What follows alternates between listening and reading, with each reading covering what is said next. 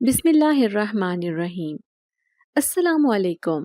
میرا دل بری طرح سے خوف سے پھٹا جا رہا تھا کیونکہ میں گھر سے دوپہر کو نکلی تھی اور اب شام ہونے والی تھی۔ میں جانتی تھی کہ جب میں گھر جاؤں گی تو ممانی مجھ پر طرح طرح کے الزامات لگانا شروع کر دے گی، اور اس وقت تک تو اس نے میری امی کو تانے مار مار کر ادھواں کر دیا ہوگا، مگر اس میں میرا بھی کوئی قصور نہیں تھا۔ میں تو صرف سپارہ پڑھانے اس حویلی کی طرف آئی تھی۔ اچانک خراب ہوتے موسم نے مجھے یہاں پر رکنے پر مجبور کر دیا تھا۔ میں حویلی سے تو کب کی نکل آئی تھی، مگر بارش نے اتنا زور پکڑا تھا کہ پھسلن کے مارے مجھ سے چلا بھی نہ جا رہا تھا۔ اسی لیے میں اس گھنے سے درخت کے نیچے کھڑی ہو گئی۔ میں نہیں جانتی تھی کہ اس درخت میں کیا راز چھپا تھا، کیونکہ ابھی اس درخت کے نیچے بیٹھے مجھے تھوڑی ہی دیر ہوئی تھی اور میں بارش کے تھمنے کا انتظار ہی کر رہی تھی کہ اس کے ساتھ ٹیک لگاتے ہی مجھ پر غنودگی طاری ہو گئی اور میں نیند کی وادیوں میں اتر گئی۔ مگر جیسے ہی میری آنکھ کھلی تو میرے پیروں تلے سے زمین نکل گئی، کیونکہ میں تو اب ایک بہت بڑے ویرانے میں تھی۔ میرا نام ساجدہ ہے، میری عمر اس وقت 19 سال ہے۔ میں نے اپنی آنکھ ایک ایسے گھرانے میں کھولی جس میں پیسے کی بہت ریل پیل تھی۔ گھر میں ہر آسائش تھی، کسی بھی چیز کی کوئی کمی نہیں تھی، بس کمی تھی تو صرف احساس کی، جذبات کی۔ میری دادی بہت سخت مزاج تھیں۔ گھر کے تمام فیصلے انہی کی ناک کے نیچے ہوا کرتے تھے۔ اگر وہ نہ چاہتی تو اس گھر میں ہوا بھی داخل نہ ہو سکتی۔ میرا ددھیالی گھر ایک بہت بڑی حویلی نما تھا، مگر اس میں ہمیں زیادہ وقت رہنے کی مہلت نہ ملی۔ ایک دن میرے بابا جان اپنے والد صاحب کے ساتھ کہیں باہر گئے ہوئے تھے۔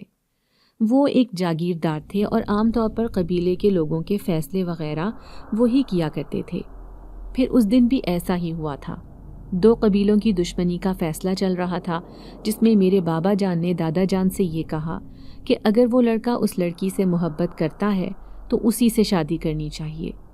میرے بابا کا یہی کہنا تھا کہ اس لڑکی کے والد کو بہت غصہ آیا۔ اس وقت تو وہ زہر کا گھونٹ بھر گیا تھا، مگر اس کے دل میں ایک دشمنی پلنے لگی۔ پھر کچھ دنوں بعد اچانک سے بابا پر حملہ ہوا اور ان کی لاش گھر آئی۔ میری ماں کی اس گھر میں کوئی بھی قدر نہیں تھی، کیونکہ وہ ونی کے طور پر یہاں پر لائی گئی تھی۔ پھر میری دادی نے یہ فیصلہ کیا کہ جب اس کے شوہر کا انتقال ہو گیا ہے تو ہم اسے یہاں پر نہیں رکھ سکتے، بہتر یہی ہے کہ اس کو اس کے مائکے واپس بھیج دیا جائے۔ میں اس وقت بہت چھوٹی سی تھی اور اپنی ماں کے بغیر نہیں رہ سکتی تھی۔ میری عمر اس وقت محض 2.5 سال تھی۔ میری ماں نے بہت ضد کی کہ وہ مجھے اپنے ساتھ ہی رکھنا چاہتی ہیں۔ یہاں پر اس کا کون خیال رکھے گا، کیونکہ میری چچی اور تائی کے اپنے بھی بہت سارے بچے تھے، وہ بھلا مجھے کب پالتی۔ میری دادی نہ چاہتے ہوئے بھی اس بات پر رضامند ہو گئی اور مجھے میری ماں کے ساتھ جانے کی اجازت دے دی۔ یوں میں اپنی امی کے ساتھ ان کے مائکے آ کر رہنے لگی۔ میرا ننیال کچھ زیادہ پیسے والا نہ تھا۔ میری 2 ممانیاں تھیں اور ان کا گھر 2 پورشنز پر مشتمل تھا۔ اوپر والے پورشن میں میری چھوٹی ممانی رہتی تھی، جبکہ نیچے والے پورشن میں ہم لوگ بڑی ممانی کے ساتھ رہتے تھے۔ میری بڑی ممانی کے 2 ہی بچے تھے، ایک بیٹا اور بیٹی، جو دونوں ہی مجھ سے بڑے تھے۔ میری ماں کو واپس آئے ہوئے ابھی 1 ہفتہ بھی نہ گزرا تھا کہ میری بڑی ممانی نے اپنا اصلی روپ دکھانا شروع کر دیا اور گھر کے تمام کام میری ماں کے سپرد کر دیے۔ باورچی خانے کو وہ ہمیشہ تالا لگا کر رکھتی، جب صاف صفائی کروانی ہوتی تو ہی باورچی خانے کو کھول دیتی، اور فریج کو بھی ہمیشہ تالا لگا کر رکھتی۔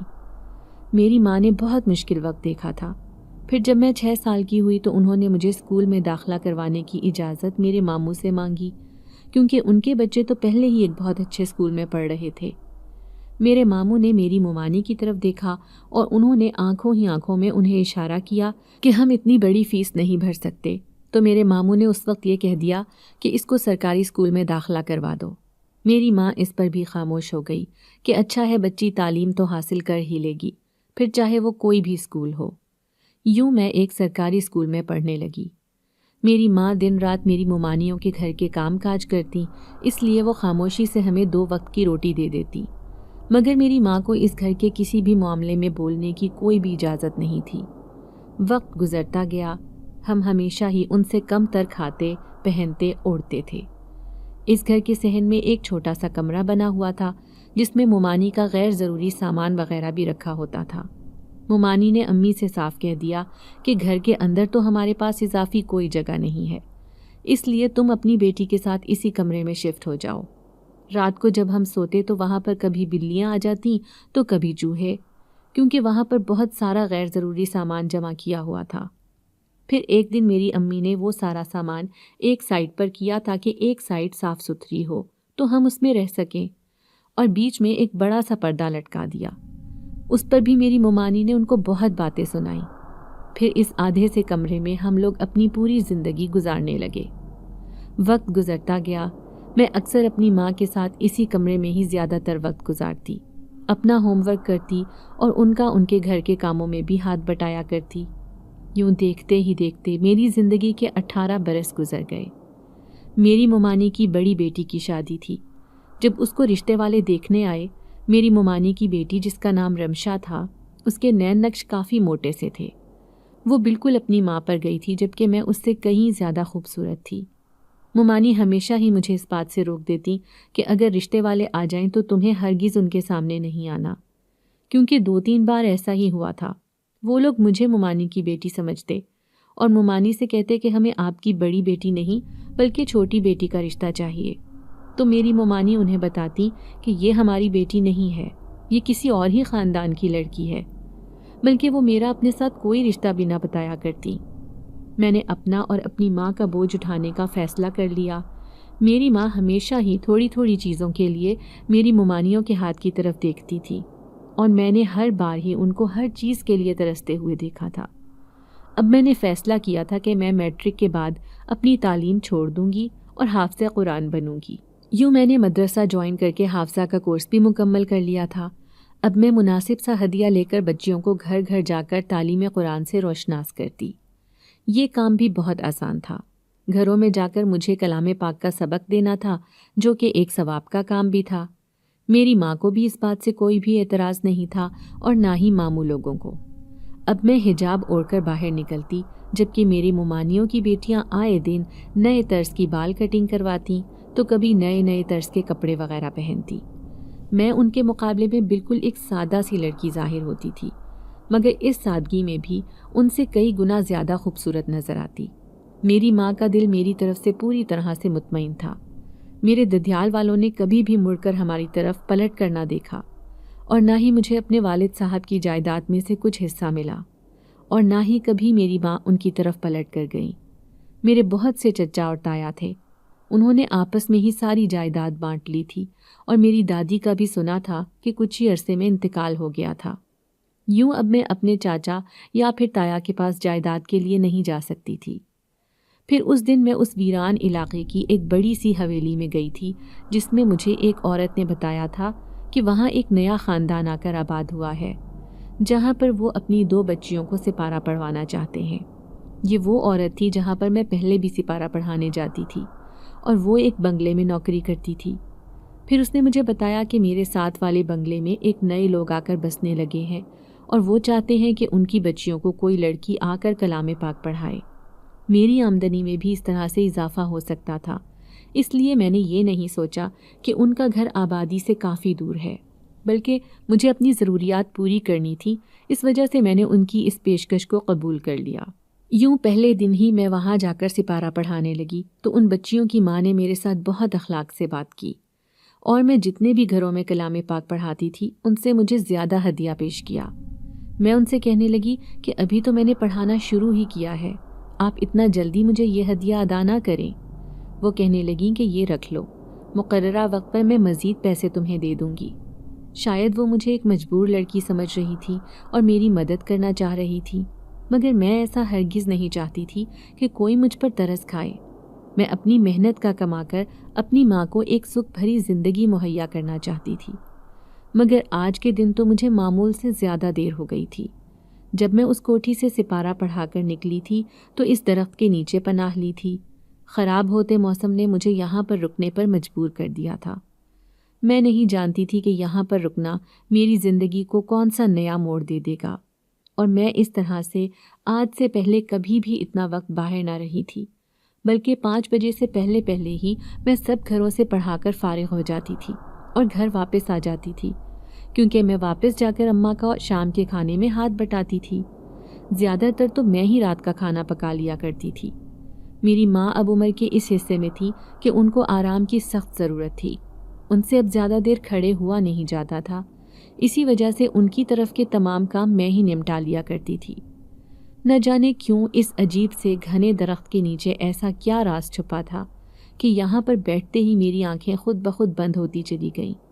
جب میری آنکھ کھلی تو میں ایک ویرانے میں کھڑی تھی جو حد نگاہ تک پھیلا ہوا تھا۔ ادھر ادھر دیکھتے ہوئے میں تیز تیز پکارنے لگی، کوئی ہے؟ یہاں کوئی ہے؟ میری مدد کرو، مجھے گھر جانا ہے۔ مگر یہاں پر کسی کی بھی موجودگی تقریباً مجھے ناممکن محسوس ہو رہی تھی۔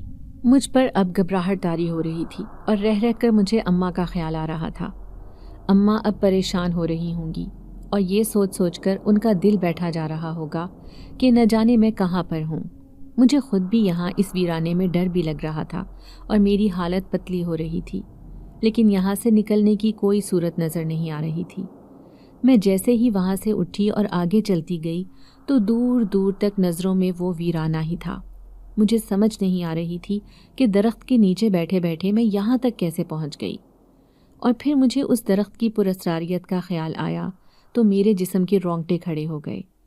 میں سوچنے لگی کہ ہو نہ ہو اس درخت میں ہی کچھ ایسا تھا جس کی وجہ سے میں یہاں پر آ گئی ہوں۔ اب میں نے دل ہی دل میں اللہ کو یاد کرنا شروع کر دیا اور اپنے کردہ نہ کردہ سب گناہوں کی معافی مانگنے لگی، کیونکہ یہ ویرانہ ایسا تھا کہ یہاں پر یوں محسوس ہوتا تھا جیسے دور دور تک کہیں پر بھی کوئی آدمی نہیں ہے۔ ابھی مجھے یہاں پر گھومتے پھرتے کچھ وقت ہی گزرا تھا کہ ایک دم سے میرے سامنے ایک آدمی چلا آیا۔ وہ عجیب سا بھاری وجود والا اور موٹے موٹے نین نقش والا تھا۔ میں اسے وہاں پر دیکھ کر گھبرا سی گئی اور کہنے لگی، کون ہو تم؟ مجھے یہاں سے باہر نکلنا ہے، مجھے یہاں سے باہر نکلنے کا راستہ بتا دو۔ میں نے جیسے منت کرتے ہوئے اسے کہا تو وہ اپنی بھاری آواز میں کہنے لگا کہ تم یہاں سے باہر نہیں نکل سکتی، تم نے ایسی غلطی کی ہے جس کی کوئی معافی نہیں ہے، اور شاہ جنات نے تمہیں اپنے محل میں بلایا ہے، میرے ساتھ فوراً چلو۔ اس آدمی کی یہ بات سن کر میں گھبرا گئی اور کہنے لگی، کیوں؟ میں کیوں جاؤں تمہارے محل میں؟ کون شاہ جنات؟ کیسی غلطی؟ میں عجیب حواس باختہ سی ہو گئی تھی، سمجھ نہیں آ رہی تھی کہ آخر میں نے کیا غلطی کی ہے۔ میں بے حد پریشان ہو چکی تھی، لیکن وہ کہنے لگا کہ تم اپنی مرضی سے میرے ساتھ چلو گی یا میں زبردستی تمہیں لے کر جاؤں۔ اس کی بات سن کر میں ڈر گئی اور اس کے ساتھ ساتھ چلنے لگی۔ مجھ پر اب گھبراہٹ طاری ہو رہی تھی، نہ جانے یہ کون سی دنیا تھی، یہ کون سی جگہ تھی۔ وہ آدمی شاہ جنات کا ذکر کر رہا تھا، آخر میرا جنات کے ساتھ کیا لینا دینا؟ گھبراہٹ کے مارے میں کبھی اپنی چادر درست کرتی اور کبھی اپنا حجاب ٹھیک کرتی۔ میرے ماتھے پر پسینہ چمکنے لگ گیا تھا اور قدم ایک ایک من وزنی ہو چکے تھے، لیکن پھر بھی میں خود کو گھسیٹتی ہوئی شاہ جنات کے محل میں چلی آئی۔ جنات کا محل بھی بہت عجیب اور پراسرار سا تھا، ایسا لگ رہا تھا جیسے بہت عرصے سے یہ بند ہو۔ ایک عجیب سی گھٹن اور سیلن اندر داخل ہوتے ہی مجھے محسوس ہوئی کہ بے ساختہ مجھے کھانسی آ گئی اور دل ایسے ہو رہا تھا جیسے ابھی الٹ کر باہر آ جائے گا، لیکن میں نے خود پر قابو پایا اور گھبرائی ہوئی نظروں سے ادھر ادھر دیکھتے اس غلام کے پیچھے چلتی چلتی اندر آ گئی۔ شاہ جنات سامنے ہی ایک شیر کی شکل والے تخت پر بیٹھے ہوئے تھے۔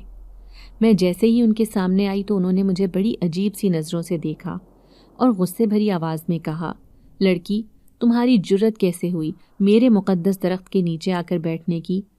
آخر تم نے کیا سوچ کر وہاں پر پناہ لی تھی؟ کیا تمہیں معلوم نہیں کہ وہ جنات کا مقدس درخت ہے اور وہاں پر کسی بھی انسان کو بیٹھنے کی اجازت نہیں ہے؟ کیا تم نے وہاں پر کبھی کسی کو بیٹھے دیکھا ہے؟ شاہ جنات کی بھاری اور گونجدار آواز سارے محل میں گونجنے لگی تھی اور میرا دل سوکھے پتے کی طرح کانپنے لگا، لیکن میں نے اپنی خوفزدہ نگاہیں اٹھا کر انہیں دیکھا اور کہا، مجھے اس بارے میں کچھ معلوم نہیں تھا، میں تو پہلی بار اس راستے سے گزری تھی اور بارش کے باعث وہاں پر پناہ لینے کے لیے رک گئی، مجھے کیا معلوم تھا کہ وہ جنات کا مقدس درخت ہے، مجھے معاف کر دیں۔ میں نے گڑ گڑاتے ہوئے ہاتھ جوڑ دیے، لیکن شاہ جنات نے اپنے غلام کو کوئی اشارہ کیا اور وہ مجھے پکڑ کر اس محل میں ایک طرف بنے ایک قید خانے کی طرف لے آیا اور وہاں پر مجھے قید کر دیا۔ یہاں پر نہ روشنی تھی اور نہ ہی ہوا کا گزر تھا، عجیب گھٹن زدہ کمرہ تھا، بدبو پھیلی ہوئی تھی اور ایسا لگ رہا تھا جیسے سالوں سے یہاں سے کوئی گزرا بھی نہ ہو۔ مجبوراً میں وہاں پر ایک کونے میں بیٹھ گئی اور دل ہی دل میں قرآنی آیات کا ورد کرنے لگی۔ سمجھ نہیں آ رہی تھی کہ آخر میرے ساتھ یہ کیا ہو رہا ہے۔ مجھے اتنا وقت ہو گیا تھا گھر سے نکلے ہوئے اور اب مجھے اماں کی پریشانی ہو رہی تھی۔ نہ جانے وہ میرے بارے میں کیا سوچ رہی ہوں گی، نہ جانے اماں کتنی پریشان ہوں گی، اور مامیوں نے تو اماں کا جینا حرام کر دیا ہوگا۔ مجھے رہ رہ کر ان کا خیال آ رہا تھا۔ یہی وجہ تھی کہ میں دعا کرنے لگی کہ اماں بالکل ٹھیک ہوں اور انہیں کوئی پریشانی نہ ہو۔ کچھ دیر کے بعد جب میرے حواس بحال ہوئے تو میں نے یہاں سے نکلنے کا سوچا، لیکن یہاں پر کوئی بھی راستہ نہیں تھا جو مجھے باہر کی طرف لے جاتا۔ یہاں پر مکمل ویرانہ تھا اور مکمل خاموشی تھی۔ کسی طرح کی بھی کوئی آواز یہاں پر نہیں آ رہی تھی۔ ایسا لگ رہا تھا جیسے یہاں کوئی بھی نہیں رہتا۔ میں عجیب مصیبت میں گرفتار ہو چکی تھی اور مجھے اب شدت سے اس بات کا احساس ہو رہا تھا کہ نہ جانے کتنا وقت گزر گیا کہ وہ غلام چلا آیا۔ اس کے ہاتھ میں کوئی تشتری سی پکڑی ہوئی تھی۔ مجھے محسوس ہو گیا کہ وہ میرے لیے کھانا لے کر آیا ہے۔ تاہم میں جلدی سے زمین سے اٹھی اور سلاخوں کو اپنے ہاتھ میں پکڑ کر اسے کہنے لگی، تم مجھے یہاں سے نکلنے میں میری مدد کرو۔ تم نہیں جانتے میری ماں پیچھے میری مامیوں کے رحم و کرم پر ہے۔ میری ماں اس طرح پریشانی میں گھل گھل کر مر جائے گی۔ مجھے یہاں سے نکال دو، میں تمہاری منت کرتی ہوں۔ میں اس غلام کے آگے رونے اور گڑ گڑانے لگی، لیکن اس نے میری کوئی فریاد نہیں سنی۔ وہ ایسے بن گیا جیسے بہرا ہو۔ اس نے وہ کھانے کی تشتری قید خانے کی سلاخوں کے باہر رکھ دی اور خود چلا گیا۔ میں نے نگاہیں اٹھا کر بھی اس کھانے کی طرف نہیں دیکھا اور وہیں سلاخوں کے ساتھ ٹیک لگا کر نیچے زمین پر بیٹھتی چلی گئی۔ میرا دل اس وقت ڈوب چکا تھا اور سمجھ نہیں آ رہی تھی کہ آخر یہ سب کیا ہو رہا ہے۔ زندگی میں نے ایسا کوئی گناہ نہیں کیا تھا جس کی اتنی بڑی سزا مجھے ملے۔ میں رو رو کر اللہ سے شکوہ کرنے لگی اور معافی مانگنے لگی کہ اگر اسے میری کوئی بات بری لگی ہے تو وہ مجھے معاف کر دے۔ میں یہاں اس قید میں مرنا نہیں چاہتی، میں واپس اپنی ماں کے پاس جانا چاہتی تھی۔ اگلے دن وہ غلام پھر سے کھانے کی تشتری لے کر آیا، جبکہ میں نے اسے کہا کہ مجھے ایک بار شاہ جنات سے ملوا دے، بس ایک بار میں ان سے ملنا چاہتی ہوں، اور پھر وہ جو چاہے مجھے سزا دے لے۔ اس نے میری فریاد پر کوئی کان نہیں دھرے اور وہاں سے چلا گیا۔ کھانے کی ایک نئی تشتری وہاں پڑی ہوئی تھی، جبکہ پچھلی تشتری وہ اسی طرح اٹھا کر لے جا چکا تھا، جبکہ میں نے اب بھی اس کھانے کی طرف دیکھا بھی نہیں۔ یوں تو مجھے بہت بھوک محسوس ہو رہی تھی اور اس وقت کمزوری کے مارے جسم میں جیسے چلنے پھرنے کی ہمت بھی باقی نہیں تھی، لیکن پھر بھی اس کھانے کو کھانے کے لیے میرا دل بالکل بھی نہیں مان رہا تھا، اور میں خاموشی کے ساتھ پھر سے زمین پر بیٹھتی چلی گئی۔ اس غلام کو گئے ہوئے کچھ دیر ہی گزری تھی کہ وہ دوبارہ سے واپس آیا۔ اسے دوبارہ واپس آتا دیکھ کر مجھے جیسے ایک امید سی ہوئی اور میں نے سوالیہ نظروں سے اسے دیکھا۔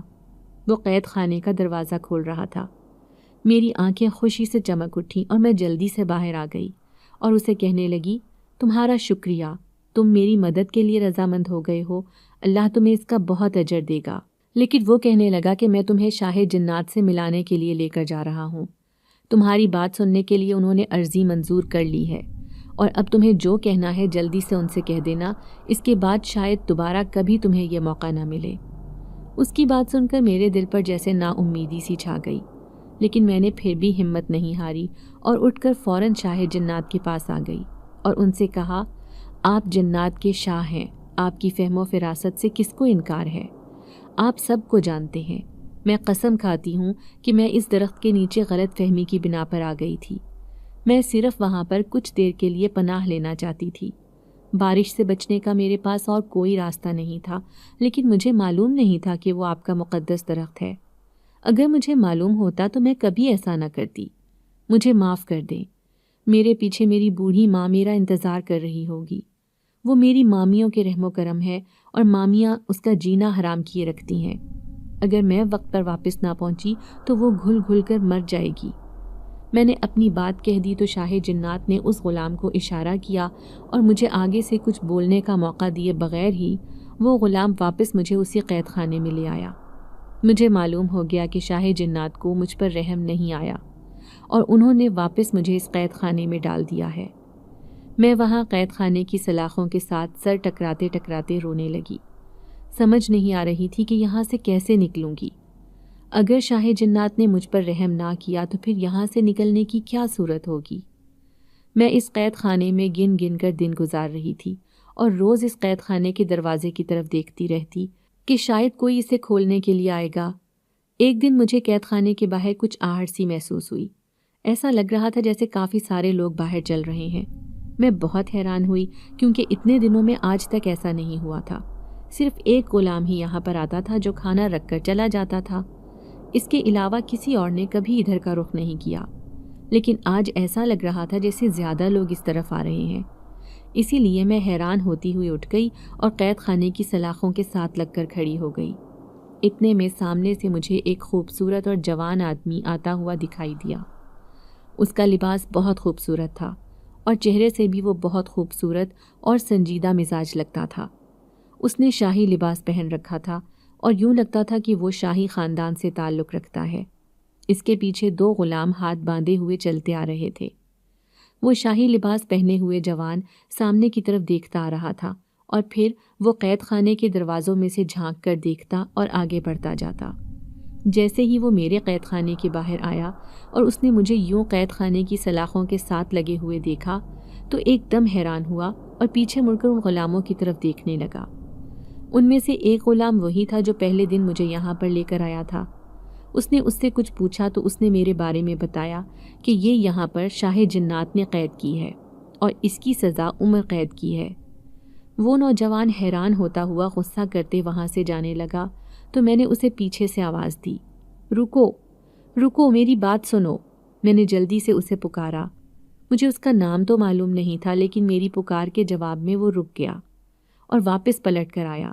میں نے روتے ہوئے اسے کہا، مجھے یہاں سے نکالنے میں میری مدد کرو۔ میں نہیں جانتی تم کون ہو، لیکن شاہ جنات نے غلط فہمی کی بنیاد پر مجھے یہاں پر قید کر دیا ہے۔ مجھے معلوم نہیں تھا کہ وہ ان کا مقدس درخت ہے۔ اگر مجھے یہ معلوم ہوتا تو میں کبھی وہاں پر نہ بیٹھتی۔ میں تو صرف بارش سے بچنے کے لیے ایک چھوٹی سی غلطی کر بیٹھی، جس کی مجھے اتنی بڑی سزا ملی ہے کہ آج میں اپنی ماں سے دور ہوں۔ میری وہ ماں میری راہ تک رہی ہوگی، کیونکہ میری مامی اس کا جینا حرام کیے رکھتی ہے۔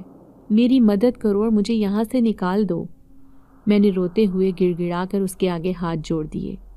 وہ گہری اور چمکیلی نگاہوں سے میری طرف دیکھتا رہا، لیکن کچھ نہیں بولا۔ اس کے اس طرح دیکھنے پر مجھے ناگواری سی محسوس ہوئی۔ میں نے غیر محسوس طریقے سے چادر درست کی تو وہ یہ کہتا ہوا وہاں سے چلا گیا، میں دیکھتا ہوں۔ اس کے اتنا کہہ دینے سے ہی مجھے تھوڑی تسلی ہو گئی، لیکن پھر بھی دل میں نا امیدی سی تھی، نہ جانے یہ شخص میری مدد کرے گا بھی کہ نہیں، اور شاہ جنات اس کی بات مانیں گے بھی کہ نہیں۔ میں بے چینی سے ادھر ادھر ٹہلنے لگی۔ یوں ہی ٹہلتے ٹہلتے شام ہو گئی اور وہ غلام پھر سے کھانے کی ایک تشتری اٹھائی میرے قید خانے کے باہر آیا۔ میں جلدی سے اٹھی اور اس سے پوچھنے لگی کہ وہ جو دوپہر کو شاہی لباس پہنے ہوئے نوجوان آیا تھا، آخر وہ کون تھا؟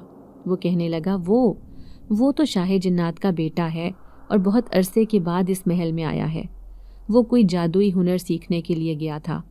اسے اس کام میں بہت مہارت حاصل ہے اور اب تو سمجھو کہ وہ اپنے کام کا بہت بڑا ماہر بن چکا ہے۔ وہ چونکہ بہت دیر کے بعد محل واپس آیا ہے، اس لیے آج محل گھوم رہا تھا۔ غلام نے مجھے بتایا تو میری رہی سری امید بھی ختم ہو گئی۔ مجھے معلوم ہو گیا کہ وہ میری مدد نہیں کرے گا، کیونکہ وہ تو شاہ جنات کا بیٹا تھا، وہ تو اپنے باپ کی سائیڈ ہی لے گا نا۔ میں بے حد مایوس ہو گئی تھی اور مایوسی کے عالم میں ہی زمین پر بیٹھ کر گھٹنوں کے اوپر اپنا سر رکھ کر سسکنے لگی تھی۔ ماں کا معصوم چہرہ بار بار میری نگاہوں کے سامنے آ رہا تھا۔ نہ جانے وہ کس طرح لوگوں کے سوالوں کے جواب دے رہی ہوں گی اور کس طرح ان لوگوں کا سامنا کر رہی ہوں گی۔ مجھے اچھی طرح معلوم تھا کہ مامیوں نے ماں کا جینا حرام کر رکھا ہوگا اور بات بے بات انہیں تانے دے رہی ہوں گی۔ میں مایوسی کے عالم میں وہیں قید خانے میں بیٹھی کی بیٹھی رہ گئی۔ اگلے ہی دن دوبارہ وہ شخص وہاں پر آیا اور اسے دیکھ کر میری آنکھیں امید سے چمک اٹھیں۔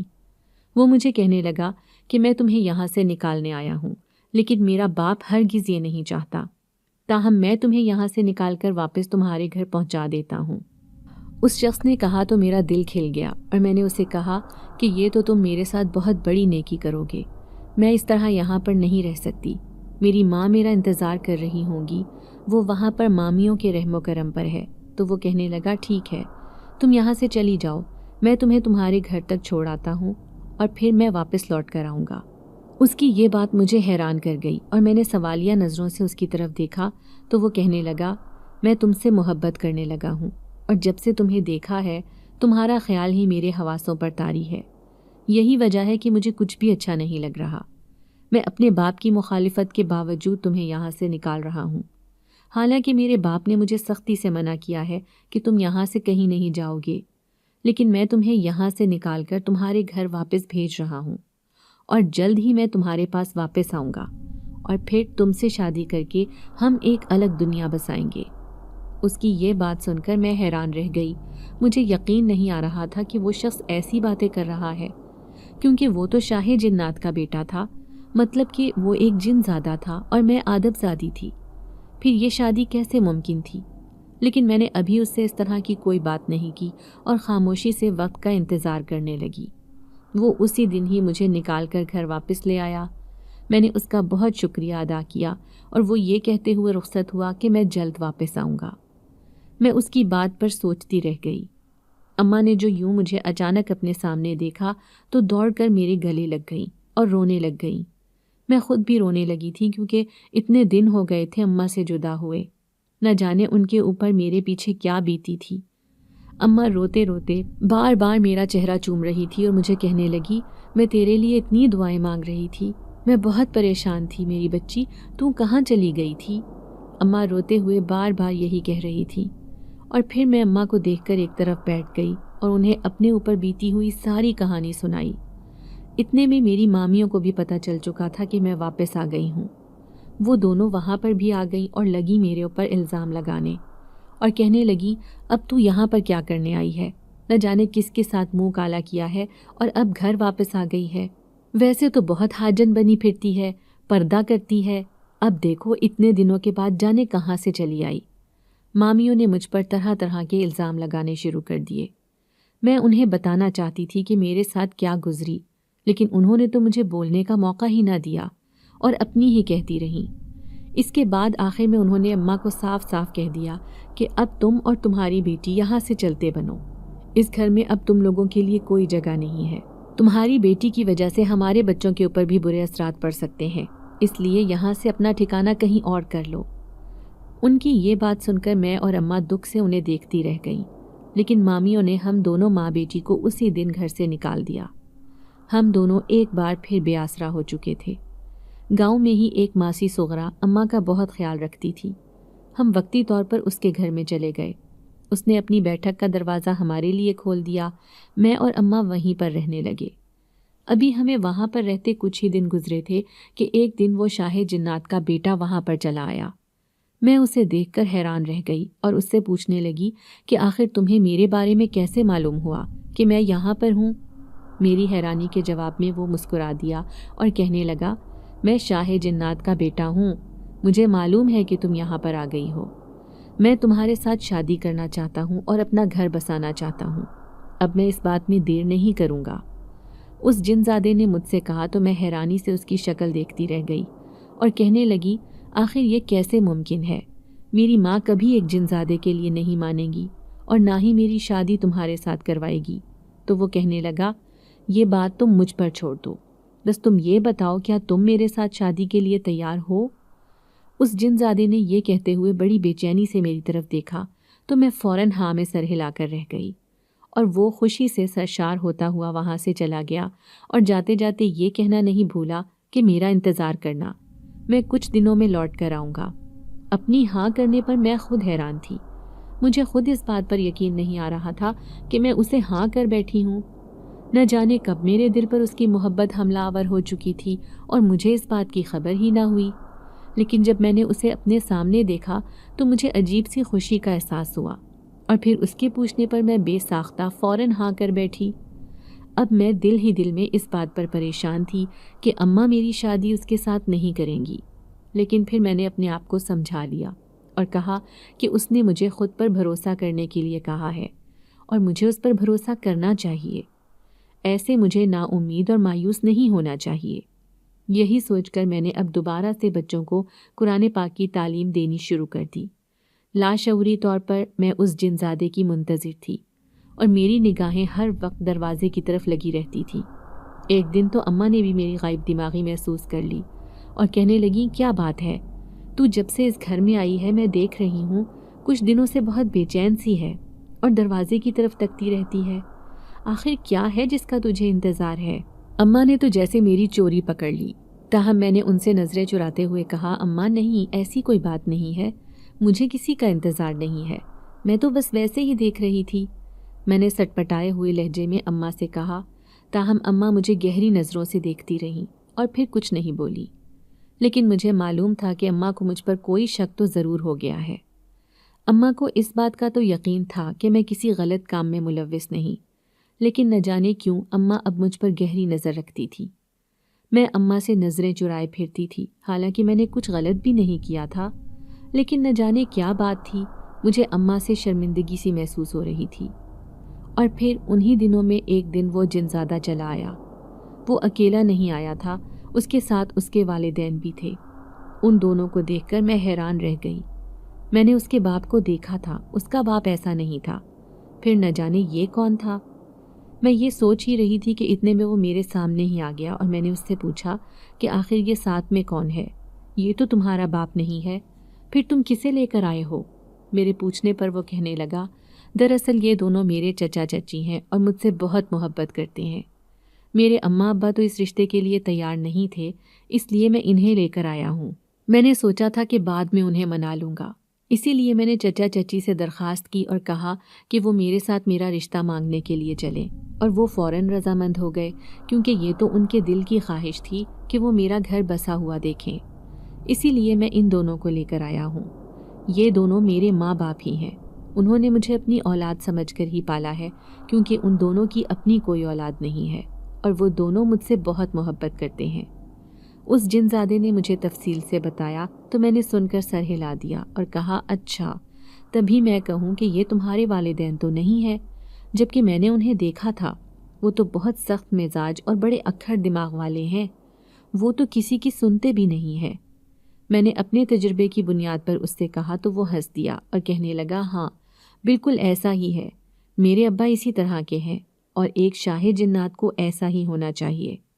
تمہیں معلوم ہے کہ ان کے سر پر کتنی ذمہ داریاں ہیں، اور پھر جس طرح کا ان کا عہدہ ہوتا ہے انہیں اسی طرح کا رویہ اختیار کرنا پڑتا ہے۔ وہ اپنے باپ کے بارے میں مجھے اور بھی بہت کچھ بتاتا رہا اور میں چپ چاپ سنتی رہی۔ اس کے چاچا چاچی نے بڑے طریقے سے میرا رشتہ مانگا اور اماں سے کہا کہ ہمیں آپ کی بیٹی اپنے بیٹے کے لیے پسند ہے اور ہم اپنے بیٹے کے لیے اس کے رشتے کے خواہش مند ہیں۔ اماں تو بہت حیران ہوئیں، کیونکہ انہیں یقین نہیں تھا کہ اس طرح گھر بیٹھے اتنا اچھا رشتہ آ جائے گا۔ لڑکا چونکہ ساتھ ہی تھا، اس لیے اماں نے بھی زیادہ سوچنے سمجھنے کا تردد نہیں کیا اور میری بات پکی کر دی۔ لیکن بات پکی کرنے سے پہلے اماں نے میری رضامندی کے بارے میں پوچھا تھا اور میں نے ہاں کہہ دی تھی۔ میں خود بھی اس جنزادے کا ساتھ چاہتی تھی، مجھے خود بھی وہ بہت اچھا لگتا تھا، اسی وجہ سے میں نے فوراً اس کے لیے ہاں کہہ دی تھی۔ اماں میرے لیے بہت خوش ہوئیں اور یوں وہ لوگ مجھے ایک بھاری قیمتی پتھر کی انگوٹھی پہنا گئے۔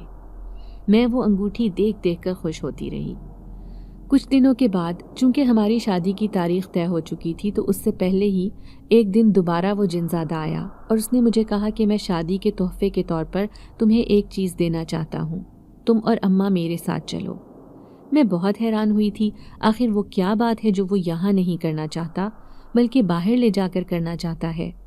خیر میں اماں کو ساتھ لے کر اس کے ساتھ آ گئی اور وہ ہم دونوں کو گاؤں سے تھوڑی دور باہر مین سڑک کی ایک بڑی مشہور کالونی کی طرف لے آیا، اور وہاں پر وہ ایک بہت بڑے گھر کے آگے ہم دونوں کو لے گیا اور کہنے لگا کہ یہ گھر میں نے اماں اور تمہارے لیے لیا ہے، شادی کے بعد ہم تینوں یہیں پر رہیں گے۔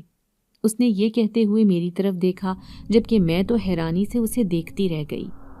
حیرت کے مارے مجھ سے کچھ بولا نہیں جا رہا تھا۔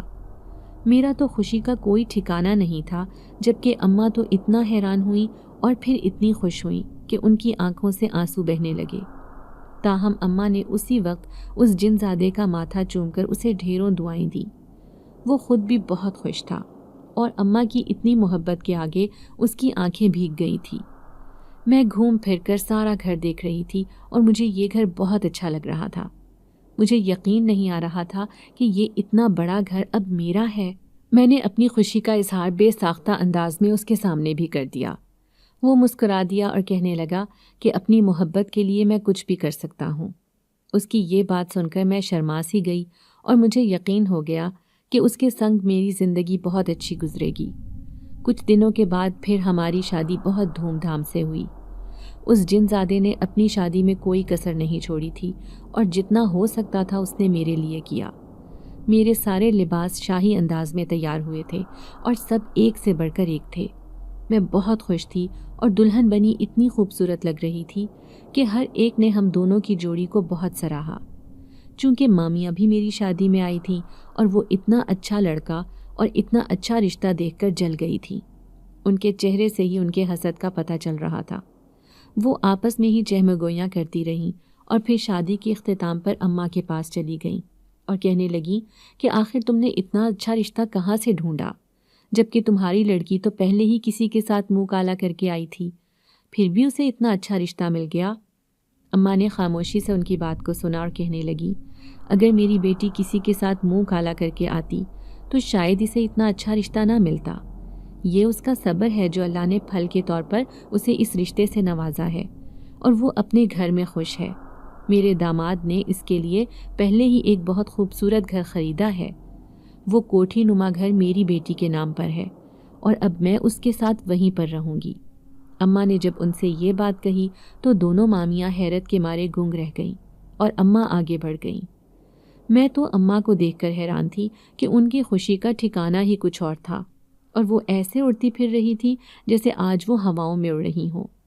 اماں کے چہرے کی مسکراہٹ مجھے اس بات کا یقین دلا رہی تھی کہ میں نے جو بھی فیصلہ کیا ہے وہ بالکل صحیح ہے۔ میں رخصت ہو کر اپنے گھر ہی آ گئی اور وہاں پر میں نے اپنی نئی زندگی کا آغاز کیا۔ کچھ دن ہی گزرے تھے کہ ایک دن جب گیٹ پر بیل ہوئی تو میں نے دیکھا دونوں مامیاں آئی ہوئی تھیں۔ میں بہت حیران ہوئی اور اماں سے پوچھا کہ آخر یہ یہاں پر کیوں آئی ہیں، جبکہ اماں کو بھی ان کے آنے کا علم نہیں تھا۔ وہ دونوں میرا اتنا عالی شان گھر دیکھ کر حیران رہ گئیں اور پھر بڑے خوشامدی سے انداز میں اماں سے کہنے لگی کہ اپنی بھتیجیوں کے لیے بھی اسی طرح کا کوئی اچھا رشتہ دیکھو۔ وہ دونوں بھی اب جوان ہیں، تمہیں اچھی طرح معلوم ہے کہ ہم کس طرح گزارا کرتے ہیں، ان کے لیے بھی کوئی مناسب رشتہ دیکھو۔ مامیاں اماں کے آگے بار بار یہی بات کر رہی تھی اور اماں کہنے لگی، اچھا میں کرتی ہوں۔ اماں نے جان چھڑانے والے انداز میں ان سے کہہ دیا اور خود اندر کمرے میں آ گئیں، جبکہ وہ مامیاں گھوم پھر کر گھر دیکھتی رہیں اور مجھ سے طرح طرح کے سوال کرتی رہیں۔ میں ان کو بڑے مناسب انداز سے جواب دیتی رہی۔ وہ کافی دیر بیٹھی رہیں اور پھر اپنے گھر کو چلی گئیں۔ میں اپنے گھر میں بہت خوش باش تھی اور مجھے اندازہ ہی نہیں تھا کہ میری ایک چھوٹی سی غلطی پہلے مجھے ایک قید خانے میں لے جائے گی اور پھر اس کے بعد اس قید سے میں کسی کی محبت بن کر نکلوں گی اور اس کے بعد اس کے دل پر راج کروں گی۔ اس جن زادے نے اپنی محبت کو ثابت کر دکھایا اور میں اس معاملے میں بہت خوش قسمت ثابت ہوئی کہ اس نے مجھے بہت محبت سے رکھا، اور نہ صرف مجھے رکھا بلکہ میری ماں کو بھی میرے ساتھ اس نے اتنی ہی محبت سے رکھا۔ اب بس ایک ہی کمی تھی اور وہ یہ تھی کہ اس کے والدین بھی اس رشتے کے لیے راضی ہو جاتے، وہ بھی مجھے تسلیم کر لیتے اور یوں ہماری زندگی کی یہ کمی بھی دور ہو جاتی۔ اس نے اپنے والدین کو اپنی شادی کے بارے میں آگاہ کر دیا تھا اور ابھی وہ اس سے ناراض تھے۔ وہ انہیں منانے کی ہر ممکن کوشش کر رہا تھا۔ وہ چاہتا تھا کہ وہ خود مان کر مجھے پیار دینے کے لیے یہاں آئیں، جبکہ وہ ابھی اس سے ناراض تھے اور اس کی کوئی بھی بات سننے کو تیار ہی نہیں تھے۔ مجھے اس بات کا دھڑکا لگا رہتا کہ اگر وہ اپنے ماں باپ کی ناراضگی ختم کرنے کے لیے مجھے چھوڑ دے تو پھر میرا کیا ہوگا۔ میں یہ بات اس سے کہہ تو نہیں سکتی تھی کیونکہ یہ اس کی محبت کی توہین تھی، لیکن دل ہی دل میں اس بات نے مجھے خوف زدہ کیے رکھا تھا، اور میں بہت دعا کرتی تھی کہ اس کے والدین اس رشتے کے لیے راضی ہو جائیں اور ہم دونوں کو تسلیم کر لیں۔ ان کی ناراضگی مجھے پریشان کرتی تھی، لیکن وہ بڑے پیار سے مجھے سمجھاتا تھا اور یہی کہتا تھا کہ ایک دن وہ لوگ مان ہی جائیں گے، تم اپنا دل چھوٹا مت کرو، اور میں اس کی محبت کے آگے سب کچھ بھول جاتی۔ اب 4 سال ہو گئے ہیں ہم دونوں ایک ساتھ ہیں، اماں بھی ہمارے ساتھ ہی رہتی ہیں۔ شاہ جنات نے مجھے اپنی بہو تسلیم کر لیا ہے۔ کچھ عرصے کے بعد ہی ان کی ناراضگی ختم ہو گئی تھی اور اپنے بیٹے کی خاطر انہوں نے مجھے بھی قبول کر لیا۔ میرے لیے یہ بہت بڑی بات تھی۔ اب ہم ایک خاندان کی طرح ہیں۔ میں اپنے اسی گھر میں آباد ہوں جو میرے شوہر نے مجھے شادی سے پہلے تحفتاً دیا تھا۔ وہ اپنے ماں باپ سے ملنے کبھی کبھار ان کے پاس چلے جاتے ہیں اور کبھی کبھار میں بھی چلی جاتی ہوں۔ یوں ہماری زندگی بہت پرسکون اور اچھی گزر رہی ہے۔ مامیاں آج بھی اپنے حسد کی وجہ سے ادھر ادھر میرے بارے میں غلط باتیں کرتی رہتی ہیں، لیکن اماں کی ہدایت کی بدولت میں ان کی باتوں کو سر پر سوار نہیں کرتی اور ان کی ہدایت کے لیے دعا کرتی ہوں۔ اگر آپ کو آج کی ہماری کہانی پسند آئی ہے تو اسے لائک کیجیے اور اپنے پیاروں کے ساتھ شیئر کیجیے، اور ہاں، اگر آپ نے ابھی تک ہمارا چینل سبسکرائب نہیں کیا تو ضرور کیجیے۔ ملتے ہیں کل ایک نئی اور دلچسپ کہانی کے ساتھ، تب تک کے لیے اللہ حافظ۔